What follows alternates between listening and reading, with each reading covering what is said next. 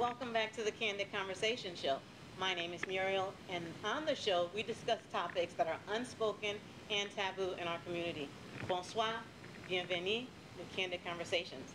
We're going to speak on topics que Haitian parle par eso. Our guest tonight is Milton McCulloch.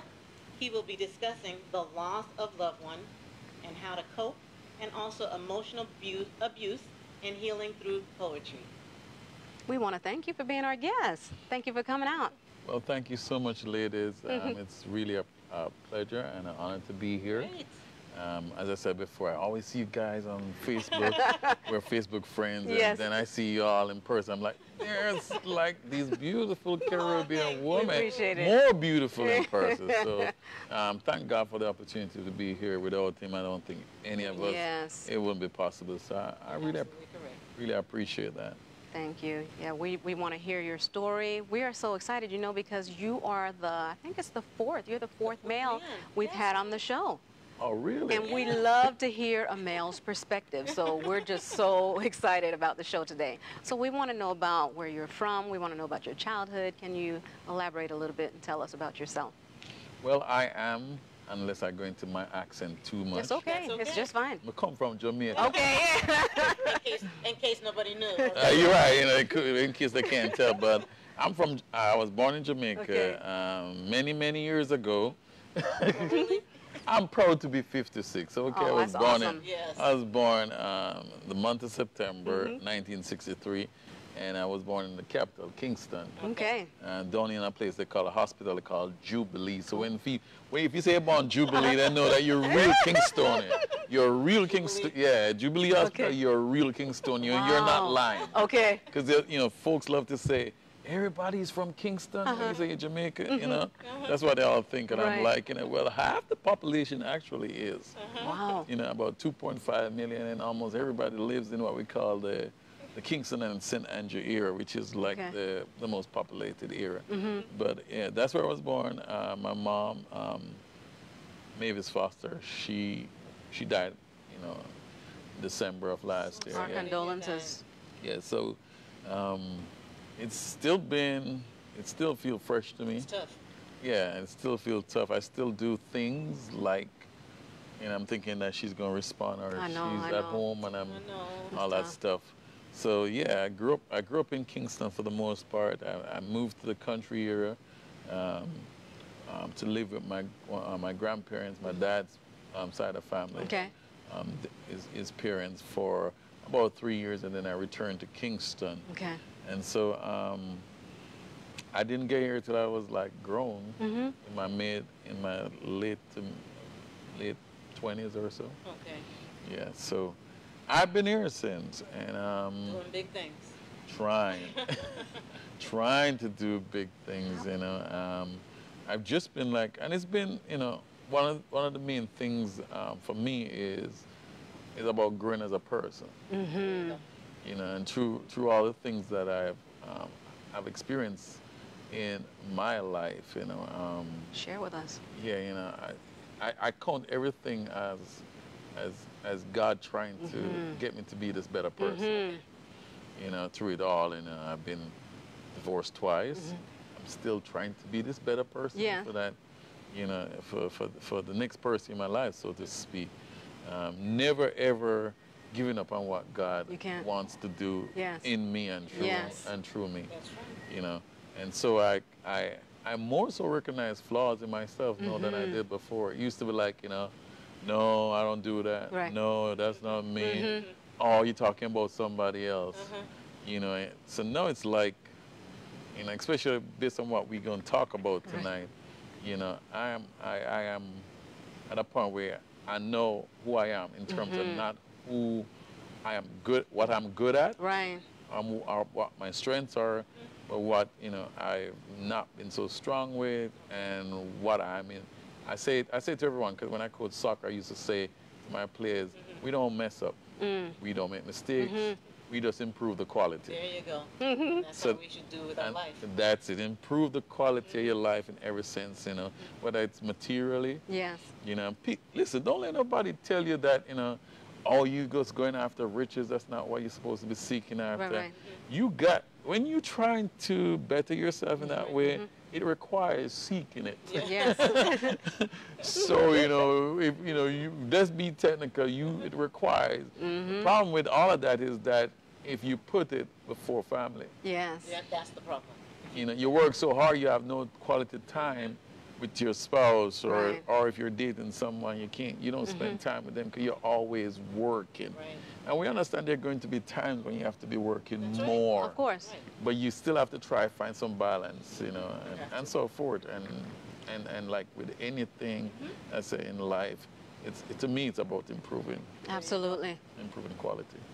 When you were growing up, were you raised with your mother or your father? Wasn't this you were in the same, both parents in the same household? My mom was never married to my dad. Okay. I didn't see my dad for the first time until I was about 10 years old. Okay. I remember where I was coming from, but I remember my mom was standing with this man at the front gate, and I was getting ready to walk past him. But you know, if you're like me in the Caribbean, you don't disrespectfully just walk past No, no. someone. Right. You speak. Yeah, you have to say hello, you know. And so I did that, and she said so, and I was going to keep going, because another thing you do, you don't stand up and watch big people No, talking. no. You understand? That means you're supposed to mind your own business. That's right. If there's grown folks Since you know talking, you say hi and keep going. That's right. You Okay. don't get into grown folks' conversation. Yeah, you don't.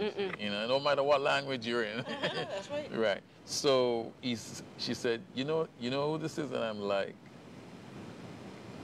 I didn't do it.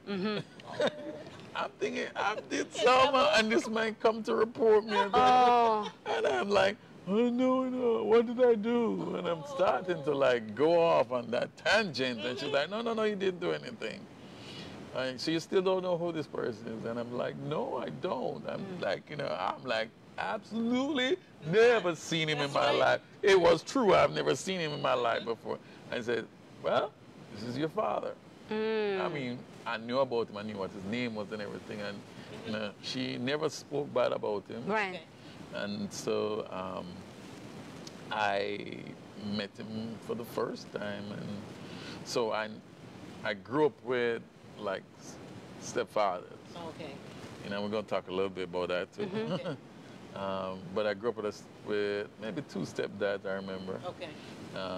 My mom didn't really do much when it came on to dating. Okay. You know, I mean, that was her.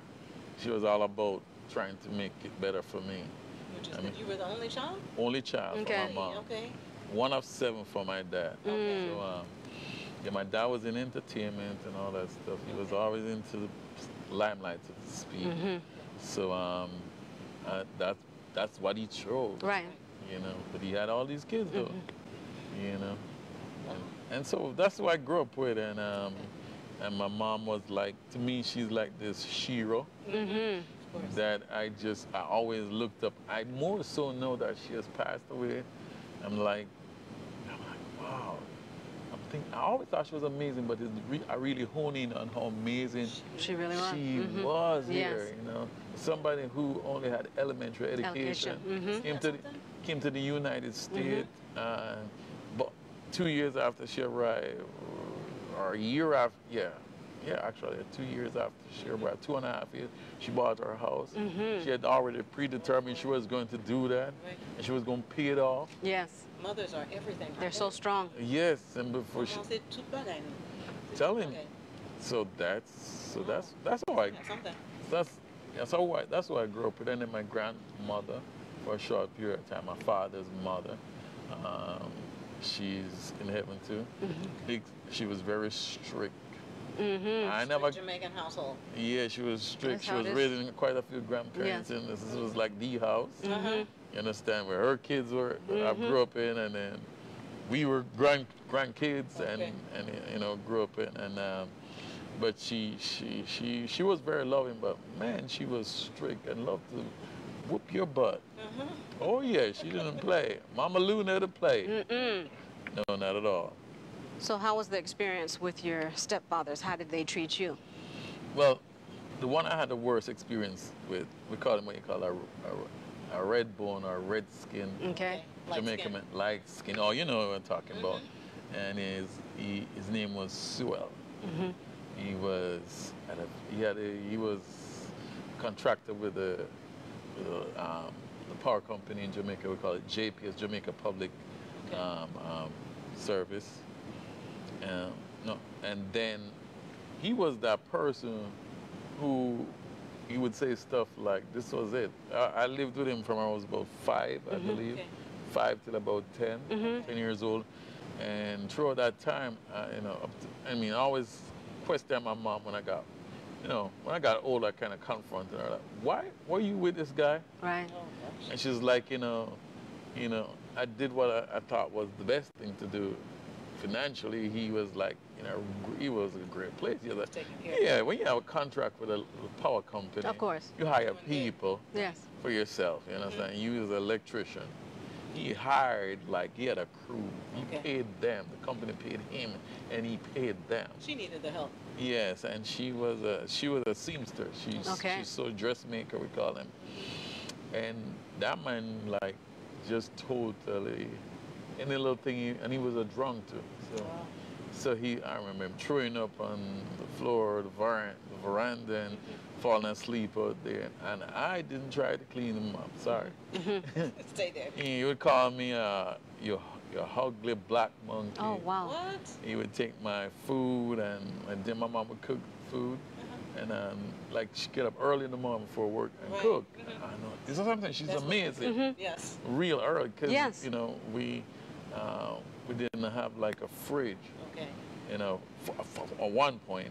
But I remember him just, when we had a fridge though, but I remember him just taking my food. I came from school, he locked me out the house, and he threw my food to the dog. But what was this? And I had to I stayed outside with the dog, who was my little pal, Right. until my mom came home and they got into it, and I came in. I never wanted to go inside the house. Right. You're like 9, 10, and you're saying, I'm not coming in there. I don't want to be with him. And I was saying the harshest thing about him, and she's like, you gotta come in the house. You can't stay out there. In other words, she already cleared the way for me to come in, but that didn't matter to me. But did she know how he was? I told her. He was physically abusive? No. Okay. He never hit me. It was just That was his thing. verbally? He was just telling me mean things, and where your father is. So how did that make you feel though, at that young age? Horrible. It was horrible. It was I was wondering why this was happening to me. Yeah. I mean, and why was she not doing anything? Right. As far as let's leave him. Yes. That was my solution. She probably was scared. She was scared. He paid all the bills, Yes. the rent, everything. Took care of food, and she was saving. She said, I guess she was trying to save up her little money. Okay. But she worked at a factory, a garment factory. Okay. And she would sew jobs and dresses for people. Okay. But it still wasn't enough, in her opinion. What she was making, she couldn't go out on her own and do this thing. Right. So even from then, one of the things I went to was writing stuff. You started writing. Yeah. At a young age. Yeah, it was my little safe place. Yes. Not like a diary. Journal. But a journal. Yeah, it wasn't so much a diary. I just write those things that will kind of, I guess, therapy for me. That's what yes. Yes, I write stuff. And I remember, though, it's funny, somebody one of the whole family member just called just now before we started. And I remember I wrote something, and she saw it. It was a poem. And she saw it, and she's like, so where you copy this from? And I said, I wrote it. I was like, copy? I said, I'm around 7. And I said, copy? I didn't copy that. Right. I made that up. He used the word made up. That's what he would say. Yes. I made it up and I wrote it. She's like, no, you didn't. Don't lie, boy. And, if you remember when you're young, if you did stuff that adults thought you were lying about, that's it. It's serious. Lying. They would spank you and then tell your mama, this boy, he was lying to me. Oh, yeah, somebody called him that boy. Yeah. So that was what happened. I just and I never showed anyone my stuff again, any adults. Really? Yeah, never did Just kept write it to yourself. kept stuff to myself. I said, I'll never go through that again. Yes. So you I was- already had the talent of writing at a young age. It was almost like because he was, So abusive. emotionally abusive, that you just developed this therapy or treatment for yourself. Yeah, you had to write it down. Yes, and then and then I went to I gave my life to the Lord about when I was 18 or so. Oh, that's nice. And that kind of opened up some more of the gifts. Like I did song, I started writing songs. I started a group at the church because I was like in Jamaica. Every group, famous group, did copy song. I did cover versions of everybody's song from in North America. Right. I was like, we don't have enough talent in Jamaica to write our own song. Right. You want them that God just decided that you ain't gonna do nothing but cover versions in Jamaica. I'm gonna make people in the United States and write song. Andre Crouch and all those folks, they would write a song. You just sing what they sing. I was like, no. Don't tell me you did your own. You wrote your own music. He wrote his I own. started a group and wrote the song. Talent. And so when we would, and I'm not like much of a singer, but when we wrote the song, they'd be like, oh, you gonna do the lead? I'm like, no, I'm not. No, I'm not. You know, this in the youth choir, I am just like so anonymous. Nobody notices me in the choir. Nobody even thinks that they want to like me to be heard. I'm in the choir. I'm just here for numbers, But I always loved music, because one of my sisters, she's a famous rapper from Canada. Really? Yeah. So it's in the family.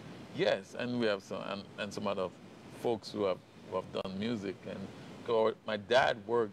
Why I said my dad was in entertainment. That's right. He worked with Bob Marley. Actually, he was this big promoter in Jamaica in this early 70s or so. Okay. And he brought the Jacksons to Jamaica. Oh, wow. Yeah, that must have been one of the first time they ever traveled outside of the States to perform. And so, and then, so Bob Marley and the Wailers opened for them at the National Stadium. That was a big one. So that's when I didn't know, because I did much with my dad. And then everybody's like, your dad did this. My uncles are like, I'm like, oh, I remember the concert. I didn't know he was the one. Right. I was like about 10. Right. I remember it was a big deal. Yes. Jackson 5 in Jamaica. Yeah, first time to the Caribbean, So it was a big deal. So that's kind of like, so I used the songs that I wrote. They were also therapy. Then I started to write plays. I always had this great imagination about stuff. You do plays too? Yeah. That's awesome. Yeah, I've had one of my plays recorded for, they were recorded and shown on Orange TV. It was in 2000. Okay. It deals with domestic violence. Okay. It's called Tomorrow. And it was performed at what's now the Orlando Repertory Theater on the main stage. And then Orange TV came when we did that, the Fringe Festival in 2000. And they used it for their programming during that year. Okay. What made you do it on domestic violence? I saw that come to my mom Yeah. Right. when one of her ex-husbands, sorry. Yeah. Yes. I'm very passionate about that because Me I too. too went through domestic violence. Yeah, so I wrote this play called Tomorrow. Okay. About a Jamaican immigrant who migrated to the Miami area, and she got into this abusive relationship with this Jamaican guy named Sonny, and she left. She got out of the place they were living together, and moved to Orlando. Okay. And he found her. Decide, you're not going anywhere. If I can't have you, Nobody can. nobody else will. And it unfolds, and it's kind of have some comedy to it. Okay. It was intentional, the comedy, but like I play this role in the supporting role called character Screw. Okay. And he's kind of like the comedy foil in the play. Okay. Yeah, so. Is that something that you see a lot of, domestic violence in Jamaica? It is there quite a bit, in my opinion, and it's kind of like, at least I don't know how it is now, but I know it was like kind of like acceptable. Exactly. In other words, if a woman was being beaten, most people like, well, she must have done something. That's so sad. Yeah, and I was like, and I didn't see that way. And then I remember when my my mom, her first husband, beat her. I didn't even know it happened. Mm. You know, She didn't say anything. no, she didn't say it because she didn't want. She figured I was going to defend her, Right. which is that when I, because what happened is that yeah, he was having he was having some affair with somebody in the office I worked at, Goodness. the government office. And when I told my mom, like, hey, you know, what's happening here? No, he came to me and said, you're talking about stuff we have in the house with somebody. I'm like, how would he know that? I only discussed that with one person. Goodness. Then I saw him dropping her off at the office one morning. I was like, oh, really? That's what happened. But anyhow, it went on. Then I discovered stuff that was happening. I was like, dude, do not put your hand on my mom again. That's right. That's it. So Yeah. we end up with a fight with, he had a knife, I had a really? knife, yes, and Oh, my all that goodness. stuff. And I was like, one of us will die today. And if I die trying to stop you from doing that again, it's going to be worth it. But you are not going to touch her again. Oh my goodness. And that's why he never touched her again, though, because he realized there was somebody who was man enough to stand. Protect her. I was like about 19 years old. I He was said, like, no more. yeah, and, yeah, I said, no more, Did bro. you leave? Yeah, eventually he left, and they got a divorce eventually. But you know, we you know, that's something, as I said, I have very strong feelings against, and so I wrote that play, and I'm thank God. Yeah, I'm thank God that quite a lot of people who saw it, that they really appreciate me telling that story Right. again. It's important to share things like that because it's like it's almost accepted in the Caribbean culture. I don't know why that is. Surtout avec mon haïtien, garçon haïtien, yo pense li pa gen rien ki mal avec bay femme kou. M'pa comprendre pour qui ça yo fait bay ça. Yeah, li pa. Yeah, we shouldn't, because not only it's in the church too. Yes. Believe it or not, you have pastors who beat their wife, and you have wives that beat their husbands. And act like it's no big deal. Yeah. No one is supposed to be like, oh, you deserve it. No. Yeah. Wow. Serious. No. Yes. I don't think nobody deserved that. No. Or where it goes, I mean, I had actually about two couples from our youth church. Okay. Who, one was big in the news in New York. It was a big thing. We all grew up. The first one, he threw acid on her, Oh my goodness, grief. and she died from it. There was so much that he threw on her. And then the other one, what? he shot the wife. He shot the two daughters. No jail time, right? He killed himself. I was going to say, did he kill himself? Yeah, he shot himself. Both of them did that. Both husbands. They just didn't want. Yes. Cowards. That's what that is. That's cowardice act. So I mean, there's zero tolerance. For Yes, zero Zero. tolerance. Not just the domestic violence, but abuse of anything. Any kind. Any kind. You know, with kids, all of that. You know, and I said I can talk about it because I'm not in bondage about it. Right. You know, I had an older saw it. I had an older family member too that sexually abused me, a female. Really? Oh. Yeah, she was much older. She was even older than my mom. Oh, no. So what age were you then? About 8. So you didn't tell anyone? Her name was Sister. I don't want to call her name. Yes. They started, She was from like I say, Sister Joy. Yes. Yeah, she was supposed to be a church woman, Did so. you know it was wrong at the time, what she was doing? I don't know if I knew it was wrong. I Yes. knew it was very uncomfortable. Mm, So, there was a sense of this is not, yeah. supposed to be happening. Exactly. And so so when I tried to go around her, she would like come in the room, inviting me.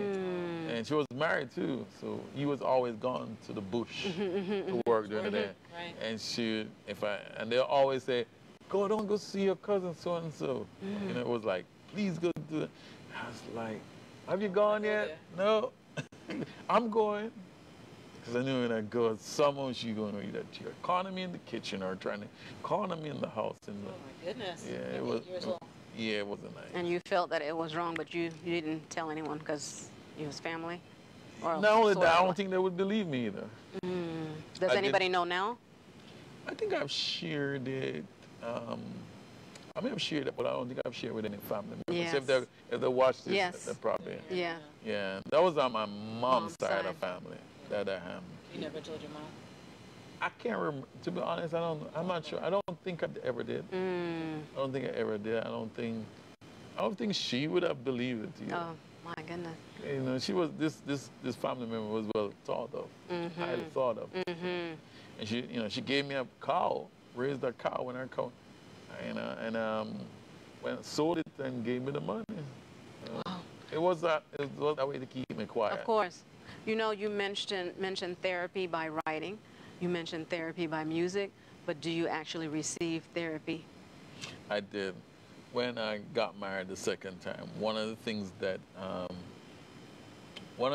I battled with, and I say, nose bar here. So, is that on my 2 marriages I cheated that caused the demise of it, and what happened is that the second marriage, 2 beautiful persons, and what happened is that second time when I started counseling, it was like a counselor doing individual therapy with right. And part of what my actions like that was grounded in what happened to me as a child.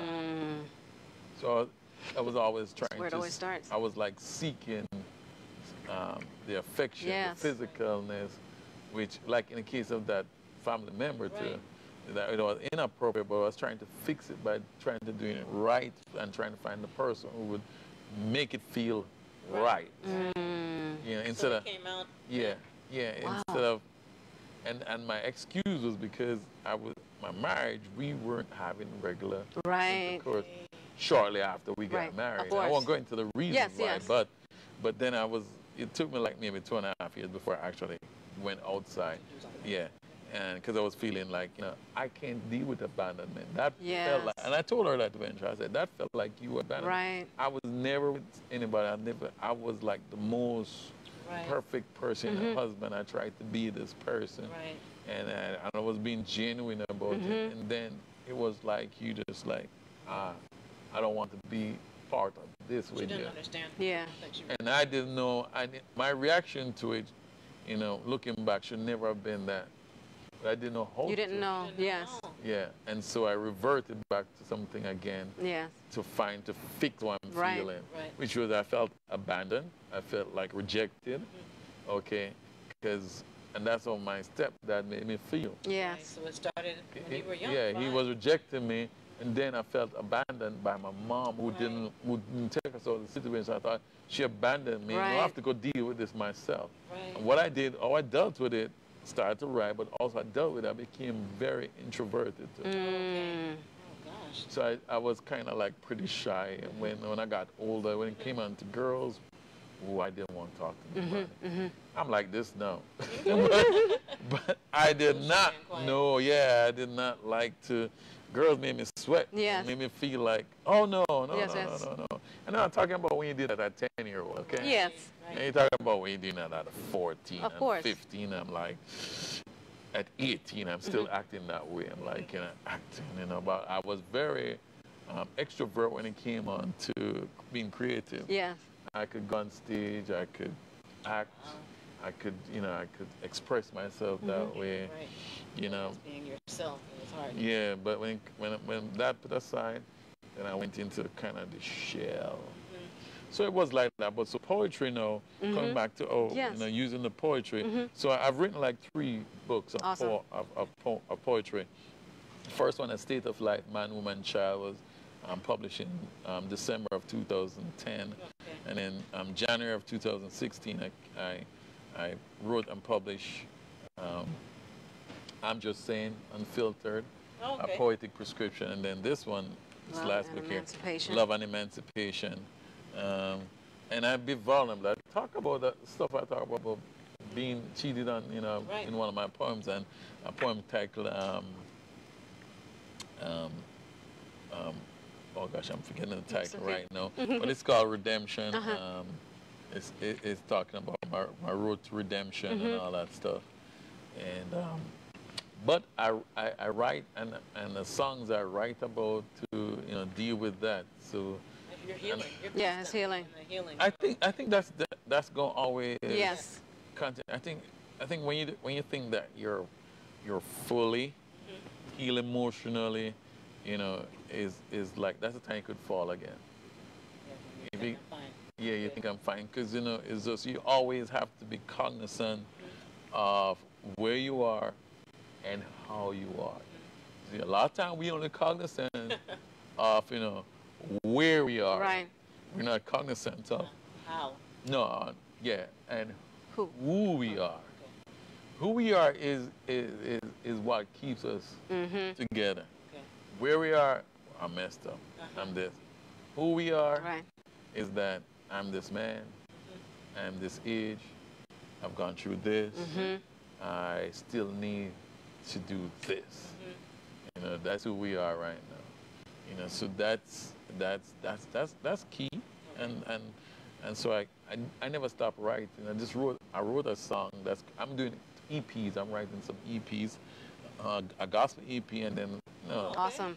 and then a EP which is like, other genre of songs. Okay. I call them gospel because they're talking about life. Like, so the one I wrote was about because it's called Hold On, Okay. and I wish I could have the words if I could remember it. But one of the lines says that whoever told you that life would be easy. You know, you're always working so hard. Your efforts, you're always making great efforts to and toiling with your sweat. And then it goes on and says that so in other words, you're doing all this stuff to get this spot, get this way. But if you have to be really careful or you will steal. You know, you will steal. You know, if you working so hard, you're not seeing Right. where you're going and you're not making headway. Right. Yes. You have to be careful because you will steal. It could make you want to steal. Right. So it was like the song is saying, but hold on. Just hold on. Just hang in there. The light there. Will there be light at the end of the Tunnel. tunnel? It was a question, not a statement. Yes. So, will there be light at the end of the tunnel? In other words, I'm putting that to you, for example, Joel. Because sometimes we do feel like, 'cause for example, like everybody watch you, right, from week to week, and they may think that, y'all, man, they look beautiful, they gotten it all together, and probably you do to a great extent.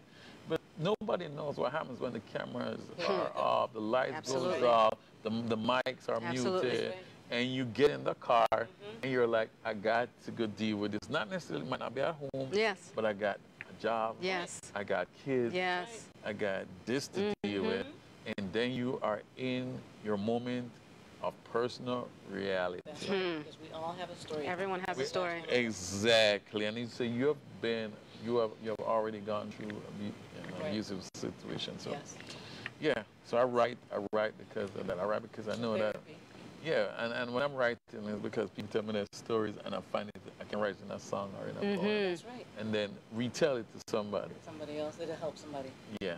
Oh, we didn't talk about my events. We're running out of time, so if you could tell us about your monthly So event. every month I have an event at 3 Mass. You guys are probably familiar with 3 Mass Yes. in Orlando. Everyone's called Conversations Literary Series, and I feature an author and a poet. Okay. Most things around here where you have poetry, they just talk. There's only the poets. They elevate, but I elevate the authors. Yes.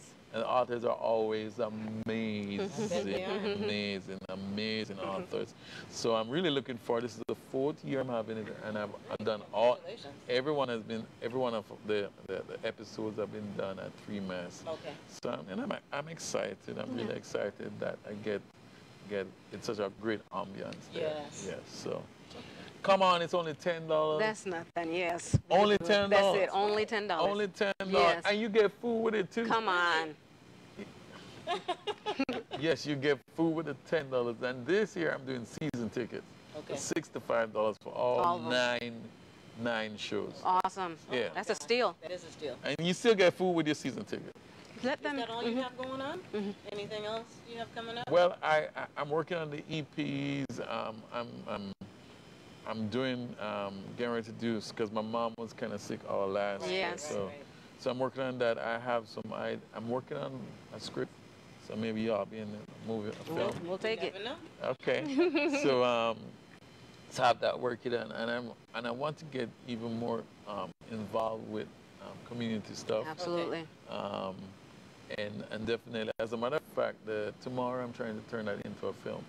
Yeah, to make it be a film. So, Okay. Make it happen. so I'm working on that. Yes. Let them know how they can reach you. Yes. Well, Instagram, Okay. Milton McCulloch. I'm on Facebook, Milton McCulloch, and those are the two main ones I do. Okay. I have a website. It's kind of under construction Yes. again. So when that is up, but you know, you can't miss me. Yes. You can't miss me, and you know, you can find me easily. As a matter of fact, as soon as you go to Instagram, I've done it with a lot of people. They put in my name, and or Facebook, and they type in my name, and it comes up at the top. I'm like, what? I must be getting a lot of hits. Popular. Yeah, I must be getting a lot of hits. Well, we want to definitely thank you for Yes. coming and joining We'll us see you here. one more time. Yeah. Me too. Well, you know, I can always come back. That's right. That's right. We thank you for having a candid conversation with us. Thank you for sharing your personal journey. And we're going to definitely catch up with you on your monthly events. Yes, please Yes, do. absolutely. And there's going to be a place for you guys, 'cause you're authors too. Yes. So Awesome. I'm looking forward to having you come and share your stories. Absolutely. That's what we do. We share, the authors share stories. Okay. And the poets share stories and so forth. Will So, do, definitely. Thank you. All right. Thank you so much, ladies. We want to thank you, the viewers, for tuning in for another amazing show. Please tune in next Tuesday for another inspirational story. In closing, home is supposed to be our safe haven. Very often, it's the place where we find the deepest heartache. So many people suffer from abuse, and they suffer alone, but they don't have to. Speak up about it and seek the help that you need. Seeking help does not show weakness, it shows strength. We thank you for tuning in to Candid Conversations.